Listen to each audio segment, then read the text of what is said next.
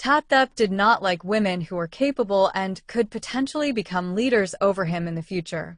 Since childhood, his strongest desire had always been to control such women, to make them submit to his abilities and dominance. Because when they shone, he would be ignored and left behind. As a child in a middle-class family, he had once been a happy boy. His father was a government official, and his mother was a highly competent private sector employee. There was nothing he wanted that he could not have. Even though his mother did not have as much time with him as his father did. Overall, their family was very happy.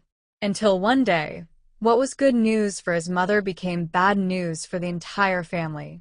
His mother was promoted and had to go on a business trip to another province for an indefinite period. His father could not accompany her because of his government job, and he could not transfer on his own. As for him, he had to continue his studies. His mother said that each of them had their own responsibilities. From that point, the family relationship began to crack. At first, their family was still okay. Sometimes his mother would call every day to ask about daily life. But over time, that consistency changed. From every day, it became once a week, then once a month. Eventually, he could not even remember the last time he had spoken with his mother.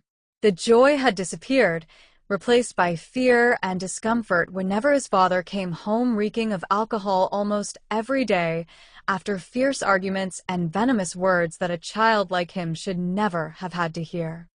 "You're having an affair, aren't you? Everyone says you slept with that junior at work. I knew you would abandon this family. You think you're so clever, the only one who can survive like this, huh? Don't think you'll be happy. If you don't come back, I'll take your child away from you. You can't stop me. Your child will hate you, resent you. I'll teach them to despise you." Tathep remembered being a child too afraid to face his father because he was always shouting, scolding, and lecturing him with repeated words that it was his mother's talent that was the source of selfishness, that had torn their family apart, because Tathep's mother had spread her wings and flown away from their old home, free in the sky, building a new nest with someone she barely even knew. If his mother hadn't been so capable as to be given the opportunity to work elsewhere, their family might still have been perfect and full of happiness. There would have been smiles for him, delicious meals instead of cold lunchboxes. His father could have helped him with homework and played ball with him like before. If she hadn't been so talented, his father wouldn't have needed to drink to drown his sorrow. He wouldn't have hit him just to take photos and send them to his mother. Tathep cried in pain, but he had to endure it if he wanted his mother to return. "Cry louder, your mother won't hear you." His mother would call whenever his father hit him. She would ask if he wanted to come live with her, but his father said he couldn't go. If she took him, his father would call the police because she had committed adultery. No matter what, she would never take him away, because his father wouldn't allow it. Tathep was beaten every other day.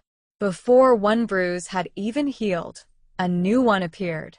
Sometimes he was slapped for no reason. His father no longer even took photos to send his mother. He would just say that she no longer cared about him. His mother didn't pick up the phone or call back. "Remember, we ended up like this because of your mother. Because she abandoned us. Only your father truly loves you." "Yes, Dad. I'm sorry, son. I won't do it again." Tathep would smile and accept his father's promises, but never for long. Once the alcohol hit his father's mouth, Tathep would become a punching bag for blows and kicks. When his father sobered up, he would apologize, hug him, and blame his mother for the family's misery. Tathep grew to hate capable people, especially women who reminded him of his mother. When he reached 10, his father died from chronic alcoholism. He inherited a large sum, enough to pay for his education and start a new life. But life wasn't that simple. He grew frustrated whenever he saw classmates at university outperforming him. He was irritated when a female classmate received a good opportunity. He wanted to destroy her, cut off her wings so she couldn't soar. And so the story began one night when they went drinking together. He got the chance to sit near one of these girls. Alcohol led them to end up together on her dormitory bed. In that moment, Tathep realized that what could make a woman submit was sex and power. Women were often attracted to his seemingly innocent, naive appearance. Tathep didn't take long to approach them, secretly watching from dark corners to study their daily habits, see what they liked, and then insert himself into those coincidences, pretending to share the same interests. Eventually, they would fall in love with him completely. Tathep felt power when a woman moaned beneath him. He could do anything brutally. The most important thing was, Tathep never used protection, because if she became pregnant, her abilities would weaken. Her wings would be clipped. She wouldn't be able to escape him. The child would become a tool to chain her life. He liked it when a woman begged for help or cried in despair. Once he had clipped her wings, Tathep would leave immediately. He did it without the slightest guilt. Even at work, he acted calmly until he was promoted and became the department head. Then he felt an immense sense of power in his hands. 10 employees, both men and women, had to bow to him. At that time, he thought no one could ever challenge him until he met Karakanok, a small, quiet woman but incredibly talented. He had read the materials she had prepared for her presentation. Her fluent delivery in the meeting room earned endless praise from the senior bosses, forcing everyone to pay attention. Even her junior colleagues whispered that Karakanok could be an unexpected wild card capable of taking the department head position in the future. He hated Karakanok because she was too talented. So, Tathep began executing his plan, organizing office parties, finding ways to sit next to Karakanok, observing all her behaviors, where she lived, her likes and dislikes, even her daily routines. Sometimes he even staged situations to play the hero, rescuing her from unexpected events. Their story quietly unfolded from there. From the very beginning, he was not a talkative person. Karakanok was talented and shy, but Tathep completely destroyed her. From a timid person, she became his sexual slave every night until she became pregnant. At first, Tathep intended to be serious with her because he was certain Karakanok would no longer be able to stand or fly away. He had blocked every possible escape. He had even nearly proposed if he hadn't met Bonita beforehand. The young woman was like a brilliant light, completely different from Karakanok. She was cheerful, always smiling. She made the atmosphere around her pleasant, and most importantly, she didn't seem too talented. But she already had a girlfriend. Bonita never hid the fact that she was in love. She never gave anyone a chance or space to gain an advantage. Even during a welcome party, she didn't flinch at her boss's greetings. Until the party ended, he secretly followed her and saw the person picking her up, a woman who appeared extremely competent.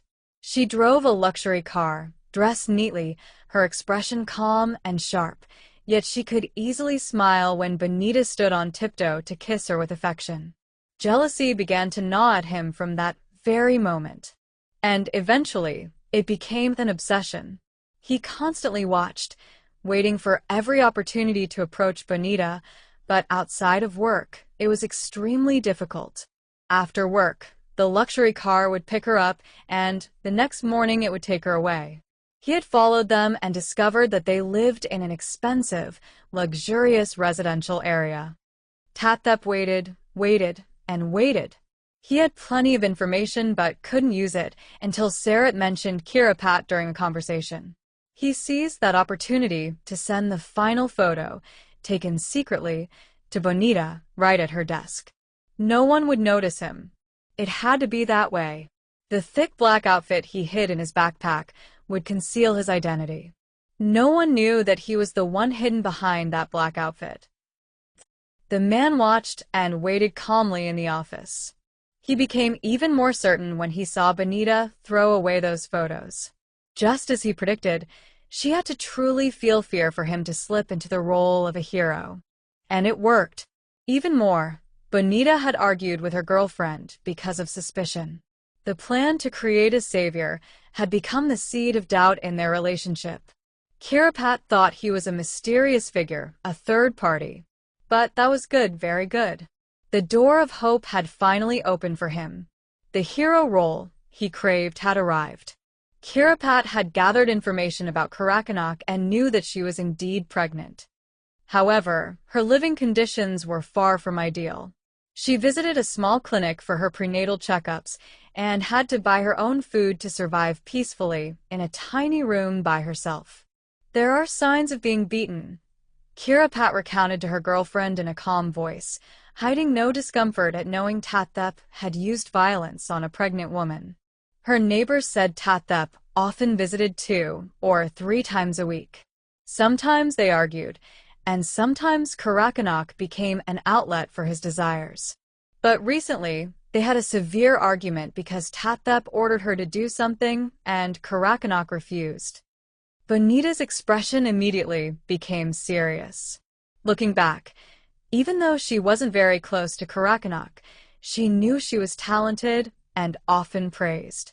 Occasionally, they had sat at the same lunch table, and Karakanok had always seemed too fragile to endure a love like that. Currently, her neighbors are helping to keep an eye on her for a certain fee.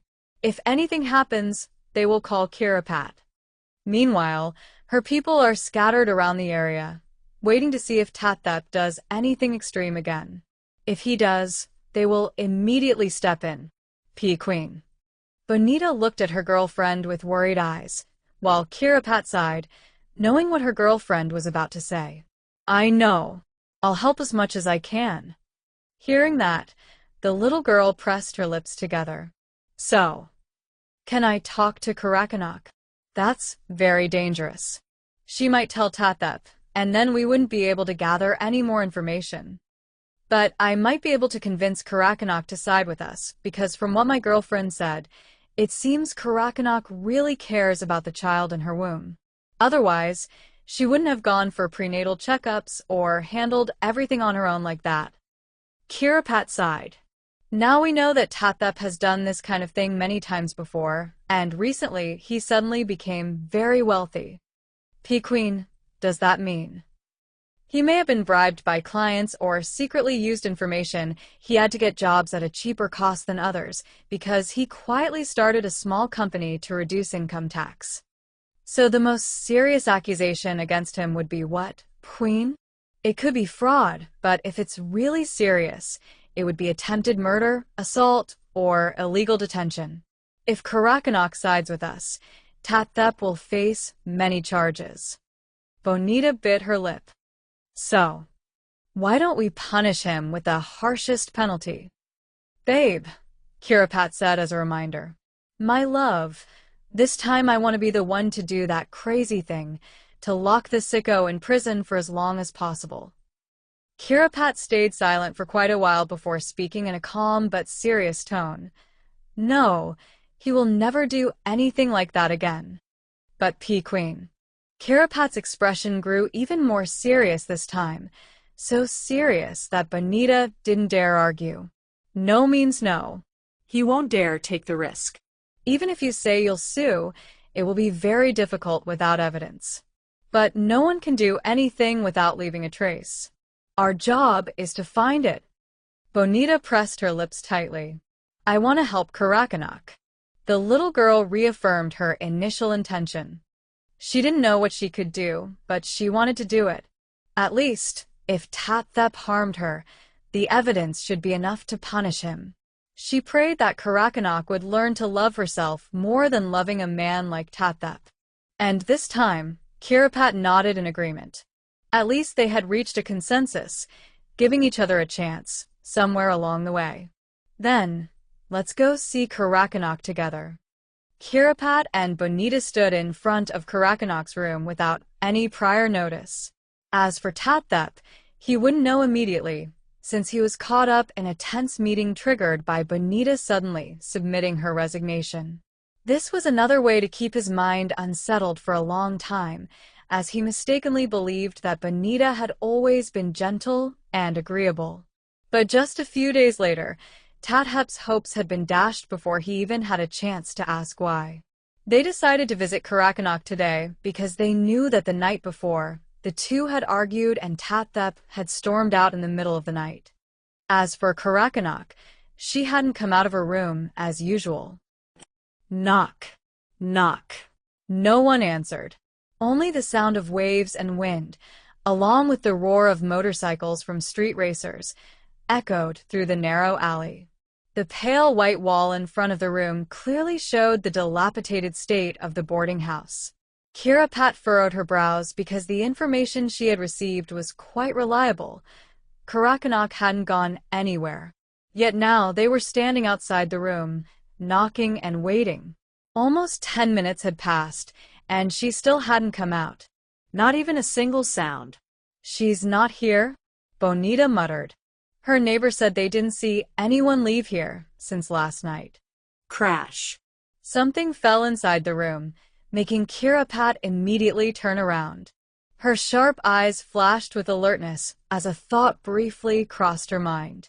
She then called over a building keeper and instructed him to bring a spare key. "What's going on?" the middle-aged man asked, looking confused. "I thought the room's occupant might need help." "Is that so?" "Please, open the door for me." "That's not possible, ma'am." "What if the occupant is sleeping?" Kirapat took money from her pocket and handed it to him with a serious expression. "If she's sleeping, just leave the door closed. But if someone inside really needs help, you could be their hero." The guard paused for a moment before unlocking the room, without accepting a single coin from Kirapat. As expected, the room was littered with items scattered across the floor. It was hard to find a place to step. Broken plates and pieces of tile were mixed on the ground. The musty smell of the cramped room made Kirapat wrinkle her nose. Is this really the room of a young woman about to become a mother? There was almost nothing worth noticing in the square-shaped room. Kirapat wasn't surprised, because everyone said the same thing. The two of them argued more than they loved each other. Karakanok. Bonita's terrified scream made everyone startle, as all attention was drawn to the chaos in the room. Bonita rushed across the debris on the floor when she saw the legs of her former colleague peeking out from under the bed. Karakanok was lying there, breathing shallowly.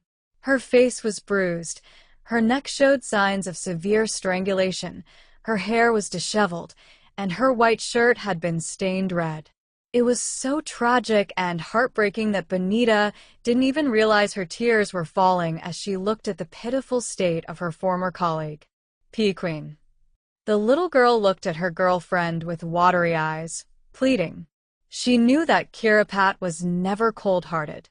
Kirapat knelt beside Karakanok, completely ignoring the dirt on the floor. She gently touched the woman's nose with her finger. When she realized that she was still breathing, though very weakly, she immediately called for an ambulance. Kirapat noticed that Karakanok had placed her hand over her stomach as if trying to protect something, and she instantly understood. That delicate hand rested on the palm of the frail pregnant woman before she spoke in a gentle voice. "Don't be afraid. It's okay. We will help you." Kirapat had never been this angry before. Someone like Tathep should not be allowed to continue holding a position in society. He did not deserve respect, because he had even laid hands on a woman who had no means of defending herself. She had just realized that Karakanok's head was cracked and caked with dried blood. Was he really trying to kill her? Kirapat's cold, sharp eyes narrowed even further when she spotted a syringe under the bed. As she pieced it together with Karakanok's symptoms, it wasn't difficult to conclude that Tathep had been using drugs. He might have injected himself, or worse, injected them into a pregnant woman. Surely, that evidence alone was enough to convict him of serious charges. After all, the next step was to convince Karakanok to love herself and her unborn child more than that devil of a man named Tathep.